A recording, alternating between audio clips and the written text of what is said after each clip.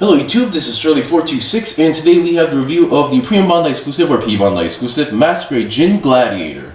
Now as far as I know, this specific unit is actually from the Gundam Eclipse series, which is also another part of the Gundam Seed universe going on here. Now I haven't read the manga and honestly I really don't know much about it. Heck, I don't even know much about the Gundam Eclipse itself. All I know is that a Masquerade kit exists at the moment. But once again, I bought this kit because I actually really like the looks of it and also like the concept of it. So that was just good enough for me to try this out.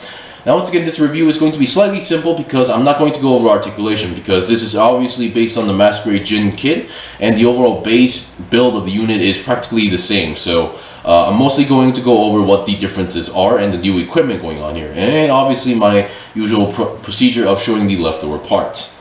Alright, so now let's get on to the review. So this unit is kind of interesting. The concept is really interesting. They actually give you also a full-fledged manual for this, and then they actually give you, and because of this, they actually show you some information regarding the mobile suit as well, even at the front part here. So it's a pretty interesting unit. So the best way I can actually explain this is that this is a customized Ginn that is meant for or used for a very specific purpose. So yeah.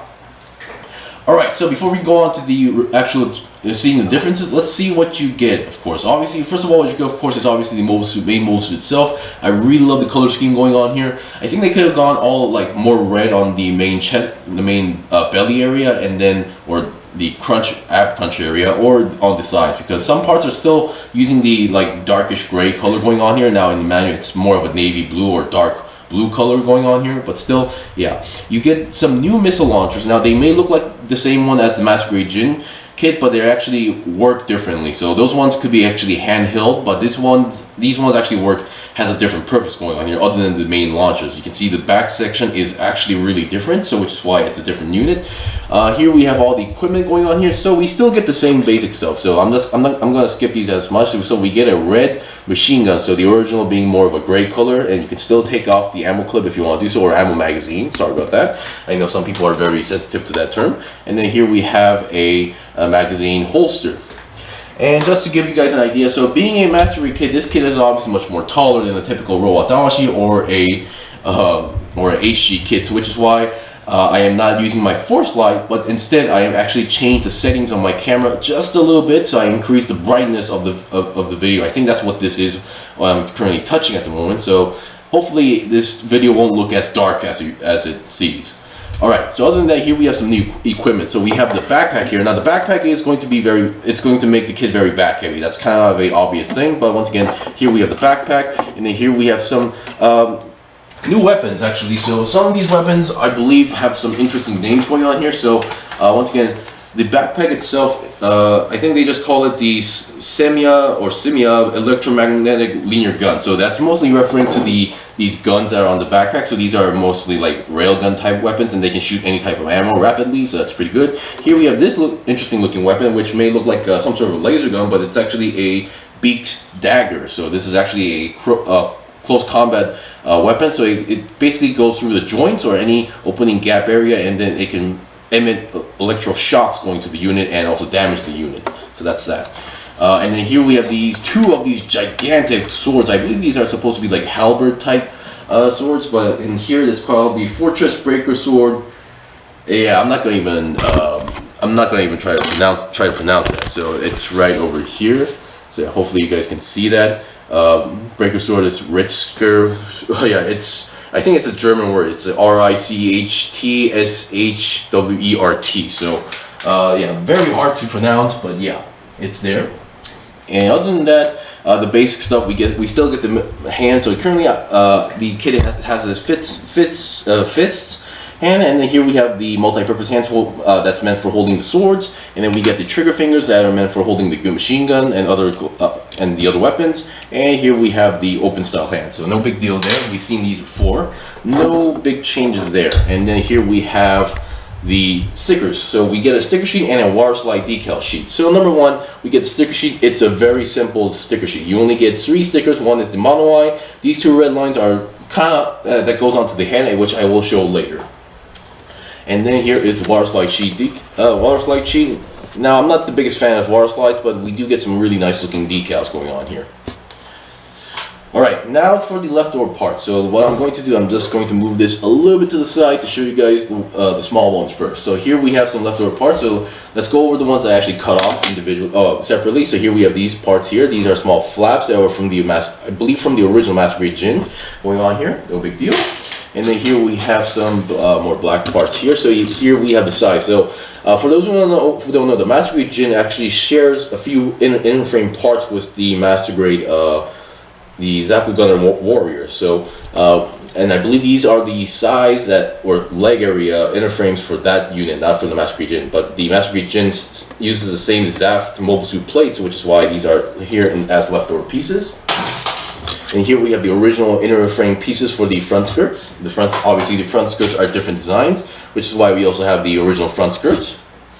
And then here we have the original front head part, or the mouse area of the unit.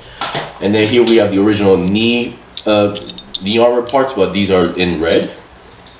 And then here we have a yellow part, which I believe, after looking at the manual online, I believe this is the part that goes onto the original fin of the Masquerade Ginn, because this one uses an entirely different fin design. Here we have some small red pieces that's supposed to go into the vents of the shoulder, but this unit actually has some different parts for the shoulders, which is why we don't use these. And then here we have some more red parts. Some parts I'm having trouble to recognize. I believe this is the sword. This is the end tip of the sword for the original Masquerade Ginn going on here. And then here we have, this is more of a double piece leftover. So there's this small red piece that goes onto the forehead of this unit. Since you get double plates, this is a leftover piece, no big deal. And, oops, sorry about that. I'm reaching a little bit more farther for some leftover parts. Okay, so here we have the Zaft frame, inner frame parts leftovers that I was talking about. So these are mostly, I'm going to assume, are for the Zaku Gundam Warrior Master Grade kit. So here we have some leftover inner frames, the top chest piece, the waist section going on here as well, and a action-based connector. Alright, and then since there is 2 E-plates, but we get 2 of these, but I'm just going to show you guys one because they're practically the same. So here we have some leftover parts for the Masquerade Ginn. So these are for the inner frames for the backpack. So here we have the backpack inner frames. Here we have the part for the feet going on here.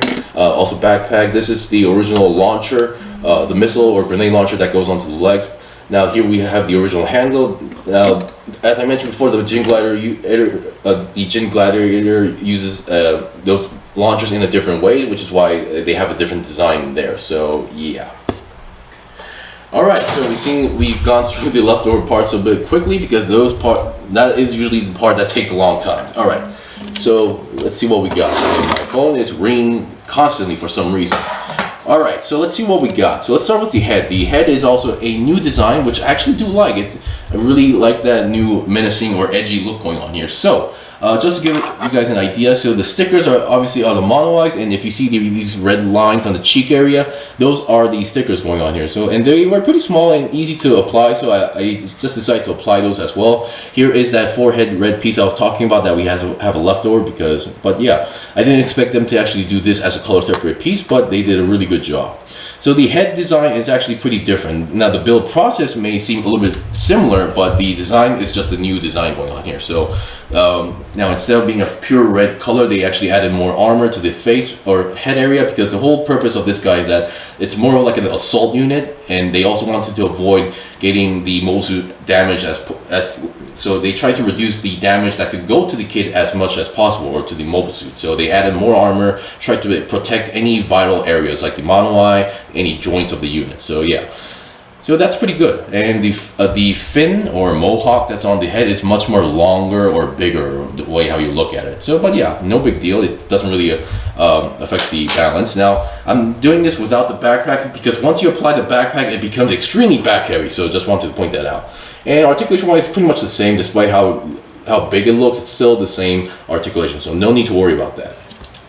Alright, so now let's look at the shoulders. Now the shoulders, the main shoulder armor here is actually the same, but they actually make you attach a new black piece on the inside, and then they make you attach more pieces on top of it. So yeah, it's an interesting connection here. But yeah, we have these new extra white armors, and then we have these side armors that is actually connected as a ball joint right over here. So the original one would have some sort of a vent on the inside, but instead of that you get this black piece, so you can attach this new additional armor going on here.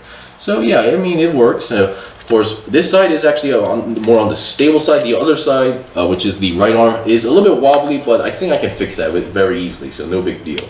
And I'm having trouble reattaching this in front of camera, so I'm just gonna have to wing it. Okay, I think I got it, but this piece fell out again. So yeah, you know, I'm gonna have to do that later. All right, so that's that. So the other of the parts, the main body, the waist area, well, more of the ab crunch area, the main arms, these are all the same build as the original kit, so no need to worry about that as well. And looking at the back, once again, here are the main connections for the backpack as well, so no big deal.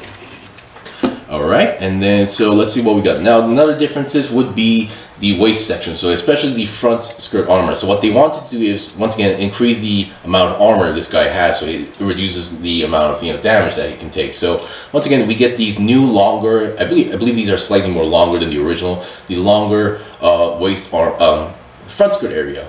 So front skirt armor. So once again, they have the same joints as the original, so no big deal as well. So we have this gray piece. There's two tones grays here, and once again, okay, so this part is more of a gray, so it could be my lighting that might be a bit confusing. So this part is gray, the rest of this area is white, and then we have these red circles that are color separate pieces. So they did a pretty good job on these small details, if you ask me.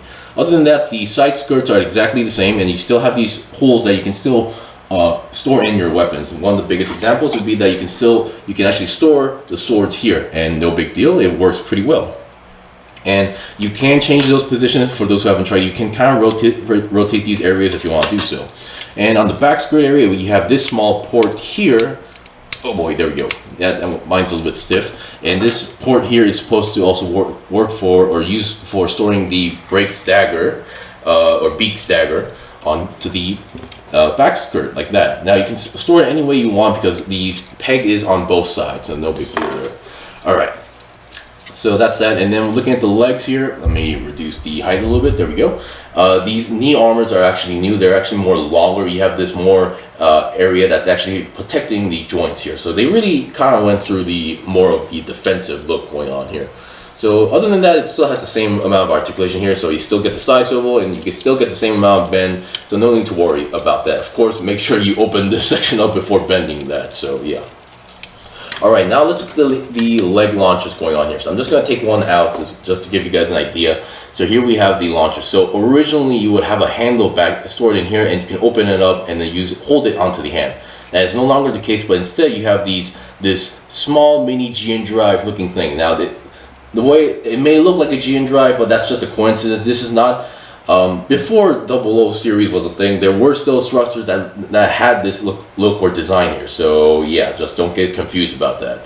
So once again, there is a left and right because the joint has to be on top. And the way how this works is these are hover units. So this, I wasn't really sure if I was supposed to mention this, but because of this guy being heavily modified for a specific purpose, it actually loses a few aspects. Number one is the capability to fly. So he's no longer able to fly, but he can hover around like a DOM unit and with great speed, including with the thrusters on the backpack, which I will show later. So that's the way how this guy works. When in use, you have to extend it here, but when it's not in use, you basically close this down and it wraps around the leg area like that. And finally, the only difference would be the feet area. We get a new piece of armor and then new details on the red circles going on there. Alright, so we've seen the base of the unit, so still the same base build going on here, but we get some new equipment and new looks in certain areas. So I actually really like the color scheme going on here. I wouldn't mind seeing more variants like this. Alright, so I think there's only one thing left to show, and that is the equipment. So I'll be right back with the first demonstration. Okay, I'm back. So here, just wanted to give you guys an idea of what it looks like once you attach everything onto the kit. Now, I kind of did exclude the machine gun and the magazine holster because once again, that's not really I mean, it's mentioned in the manual to build it, but once again, I think these equipments are more emphasized onto the manual. So once again, I have the backpack on and it's a little bit back heavy. You can see it's trying to fall down to the back, so which is why I'm being extremely careful. But once again, once you have it on the backpack, or maybe if you have an action base that could kind of fix the issue, you have all the gigantic swords popping out to the side. They look absolutely menacing. I really love the way how they look going on here. And I also have, despite how the backpack is, you can still holster this onto the back skirt as well. Now just giving you guys the idea of how the backpack articulation is. So number one, the backpack itself can move up and down a little bit. So let me just get this part out of the way. So the backpack itself can move upwards and downwards like that, so you can get the idea. And then each cannon, this is the way how it's going all the way to the back, but you can also go forward like that at the same time. And for some reason, you can also, these are when they are extended out, but you can also kind of push them onto the inside for some reason. I'm not sure how big of a change that is. And here we have those gigantic thrusters going on here I was talking about. So despite this guy can't fly, he still has the boost. He can still thrust, or he can still hover his way through pretty fast. And I really like the idea, the way how they did the color separation here. So there's a white, red kind of color separation going on here. Really love the design there. And we still get the familiar looking wing flaps from the original Master Grade Ginn. So I'm not sure if these are the exact same design, but they are kind of similar. So you can open these up, and so you can also see the designs more properly. And there's another flap here.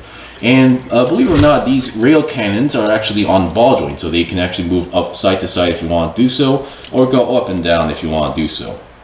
The only downside, as I mentioned before, this thing does make it a little bit back heavy, so balancing the kit is going to be very difficult. Alright, so we've seen the whole equipment, so I think I'll be right back with the other, main other weapons.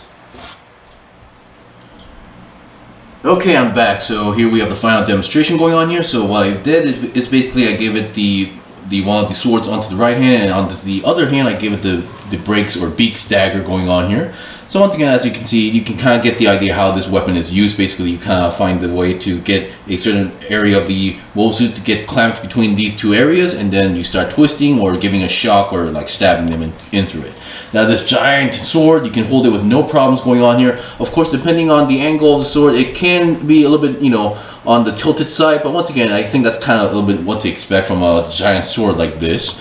And once again, because of the backpack, it is still a little bit back heavy, so make sure if you have an action base, you better utilize that as well. And there's one thing I forgot to mention regarding the backpack. Yes, you can actually move these entire giant thrusters side to side as well, because they are on pegs. Now, there is another part here that may look like it can rotate, but the way how it looks like, it's not the way you think it is, so it doesn't move on its own like that. So you can only move it like this instead of the entire joint that's on the bottom right over here. So keep that in mind. So you can definitely aim the rail cannons any way you want as well. And depending on your pose, that giant fin on the head can collide with the cannons right over here, so do be aware of that. And that's pretty much it for the review. So once again, I really love the design of the Ginn Gladiator. It's got a lot of weapons, and it's got some unique weapons that we don't see too often in Gunpla. And the only downside I would say is that it is extremely back heavy with those gigantic thrusters going on here. But that's just the limitation of Gunpla, because this guy's supposed to hover around, but that's something you can't really do in Gunpla. So, but still, if you're a big fan of the Ginn Gladiator, or if you want to collect more Master Grade like variants like this, I would say give it a try, and it's a very fun build. So yeah. Anyway, thanks for watching the review. This was the review of the Master Grade Ginn Premium Bandai exclusive Master Grade Ginn Gladiator. If you guys got any questions or requests, in the comment below. I still have more stuff to buy and build and make reviews out, so please stay tuned. Until then, see you guys next time.